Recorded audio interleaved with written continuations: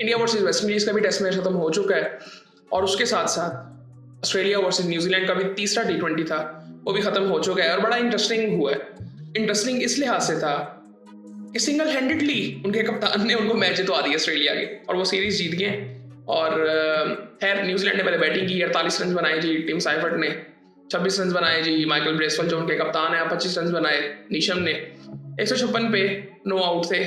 और बॉलिंग की अगर मैं बात करूं ऑस्ट्रेलिया की तो शॉन एबट ने 3 आउट किए हैं, 2 आउट किए हैं जी हेजलवुड और बार्टलेट ने 1 आउट किए जी स्टोनिस और जैम्पा ने। अच्छा, उसके बाद ऑस्ट्रेलिया की अब आप पहले मैं स्कोर कार्ड से पहले ना मैं आपको जरा बताता हूँ पहले फॉलो विकेट्स। पहली 28 पे, दूसरी 62 पे, तीसरी 80 पे, चौथी 85 पे, पांचवी 93 पे, छठी 111 पे, सातवीं 134 पे।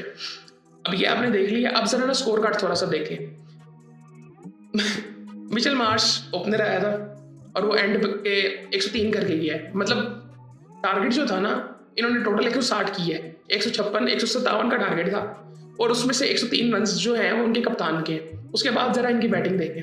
Travis Head 8, Matthew Short 7, Tim David 3, Alex Carey 1, Marcus Stoinis 2, Mitchell Owen 14, Xavier Bartlett 1, Sean Abbott 13। अब मोस्टली जो प्लेयर्स हैं ना इनके सारे नए हैं, ठीक है। अब मैंने ये बात क्यों की है? मैंने इसलिए बात की है कि अभी हम कुछ दिन पहले ये रोला डोल रहे थे कि यार ये जो फ्लॉप हमारी बैटिंग हो जाती है, बिल्कुल कोलैप्स कर जाती है, उनके कैप्टन ने सिंगल हैंडेडली मैच जितवा दिया। 156 पहली टीम ने किया, उसने 100 रन बना के टीम को मैच साइड में कर दिया और 18 ओवर में मैच खत्म किया उसने। तो ये आई थिंक ये फर्क बिल्कुल सीधा सीधा है। अब मिचेल मार्श को भी आप देखेंगे ना, इस तरह नहीं खेलता था जिस तरह ये अब खेलता है, इस तरह नहीं खेलता था। ये एक एवरेज जिस तरह के फहीम अशरफ वगैरह इस तरह का ही ऑलराउंडर था। फहीम अशरफ की भी अब गेम बेहतर हुई है, लेकिन ये बहुत हल्का था बैटिंग में, इस तरह नहीं था जो आजकल बैटिंग ये करता है।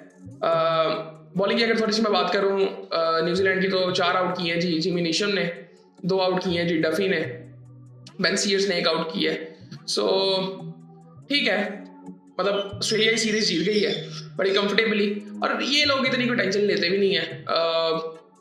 मैंने जब ये देखा है स्कोर कार्ड आप देखें तो ये साफ पता चलता है हम इन चीज़ों पे रो रहे थे। इनका मैच देख के रोना क्यों नहीं आ रहा? क्योंकि ये जीत गए हैं और ये पता है ये कल ठीक हो जाएगा इनका स्कोर कार्ड। सो ये सूरत हाल है जी। और इसके अलावा इनकी भी सीरीज खत्म हो गई है, पाकिस्तान की सीरीज शुरू होने वाली है, इंटरेस्टिंग होगी सीरीज वो वाली भी। और उसके अलावा कोई इतनी खास बात नहीं है। जो इंडिया वाला मैच था वो तो बिल्कुल बोरिंग था, पता नहीं क्या किया वेस्ट इंडीज में, मुझे समझ ही नहीं आई उनकी तो। सो उसके बाद सना मीर वाला अभी भी चक्कर चल रहा है। मुझे बड़ा अजीब लग रहा है यार, मुझे बहुत अजीब ये चीज़ें इसलिए लगती हैं कि इन चीज़ों के लिए ना मैं एक बेसिक सी चीज़ देखता हूँ कि यार कॉमन सेंस और लॉजिक ये बस काम करना चाहिए, यहाँ पे इसकी भी ज़रूरत नहीं है। सो खैर ये चलती रहेंगी ये चीज़ें, लेकिन नहीं चलनी चाहिए। मुझे दुख इस चीज़ का है कि ESPN क्रिक इन्फो पे जाके इन्होंने वहाँ पे जाके लिखवाया है पाकिस्तान ऑक्युपाइड कश्मीर, ESPN क्रिक इन्फो की वेबसाइट पे, और इन्होंने किया भी। सो खैर ठीक है, ये चलती रहती हैं ये चीज़ें। और दूसरी ये चीज़, एक चीज़ कही जाती है, मैं कल सुन रहा था किसी को, अच्छा कल मैंने एक बड़ी इंटरेस्टिंग वीडियो देखी, वो वाली BBN स्पोर्ट्स एक चैनल है, वहाँ पे उन्होंने ना दिखाया कि जिस वक्त ट्रॉफी वापस ली जा रही थी ना, वो कुछ क्लिप्स निकल के आए हैं वापस जी। आप लोग भी देखना चाहें तो जाके देख सकते हैं। शर्म आनी चाहिए, आई थिंक इनको शर्म आनी चाहिए। ये अगर ये हरकतें ये जो कर रहे हैं ना, ये सिर्फ अपनी इज्जत खराब कर रहे हैं दुनिया में। दुनिया में कई लोग इनके बारे में बातें कर रहे हैं, कुछ लोग कर ही नहीं सकते, सिर्फ IPL के कॉन्ट्रैक्ट्स, दैट्स इट। इन्होंने क्रिकेट तबाह करके रख दिया। तो खैर अब काफी बातें खुल के आ रही हैं। एक मैं देख रहा था कि वो नजम सेठी साहब कह रहे थे कि जी इनको हटाया जा सकता है, मोहसिन नकवी साहब को। सो अच्छा, ये सेम उसी तरह जो इमरान खान के साथ हुआ था ना, उस तरह I think. So I think मेरा एक सीधा मानना है, कई चीज़ों पे आपको स्टैंड लेना है और बिल्कुल सही स्टैंड है। मेरे ख्याल से अगर ऐसा कुछ होता है, मोहसिन नकवी साहब को सीधा कहना चाहिए जी ACC से पाकिस्तान निकल रहा है। बड़ी सीधी सी बात है। कोई ऐसा यार फाइनेंशियली हमें क्या फ़ायदा लेके करना है?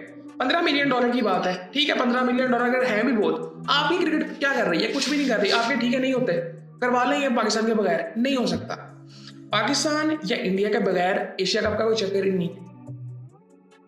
अगर पाकिस्तान या इंडिया में से एक भी टीम बाहर होती है ना, तो ये खत्म हो जाएगा Asia cup. Asian cricket council पहले भी खत्म हो रहा था, ये सिर्फ ये इसलिए किया गया कि एशियन टीमों को थोड़ी सपोर्ट मिल जाएगी, अदरवाइज ये खत्म हो रहा था। उसके बाद ICC के इवेंट्स में अगर बात आती है, ICC की वैसे तो जुबान खुलती नहीं है। इस वक्त वो जेशा ऊपर बैठा हुआ है, वो कुछ नहीं कर रहे, उनकी वैसे नहीं आवाज़ खुलती। ये पीछे से कुछ ना कुछ अभी चल रहा है, लेकिन आई थिंक मुझे लगता है कि स्टैंड सही बिल्कुल लिया हुआ है। लेकिन थोड़ा सा ये भी फील होता है कि यार इतना फजूल से लोग हैं, इन लोगों से हम भिड़ रहे हैं। लेकिन आई थिंक इनको थोड़ा सा पुश करना चाहिए ताकि इनको थोड़ा सा पता चले कि ये घटिया हरकतें हमने बंद करनी है अपनी। दुनिया में आई थिंक जलील होकर रह गए हैं और हमें अब अजीब लग रहा है, ये हमें बुरा लग रहा है कि हम क्रिकेट के ऊपर बात कर रहे हैं तो ये पॉलिटिक्स बीच में घुसी हुई है। खैर ठीक है, देखते हैं आगे क्या होता है। बस उम्मीद करते हैं कि यार ये चीज़ें ख़त्म हों और ये पॉलिटिक्स का क्रिकेट में काम ही कोई नहीं है। बस उम्मीद करते हैं कि ये चीज़ें ख़त्म हो और सिर्फ क्रिकेट की बात हो। स्पोर्ट्स में आई थिंक कोई काम नहीं है पॉलिटिक्स का। और बाकी फिर आपसे बाद में बात होती है।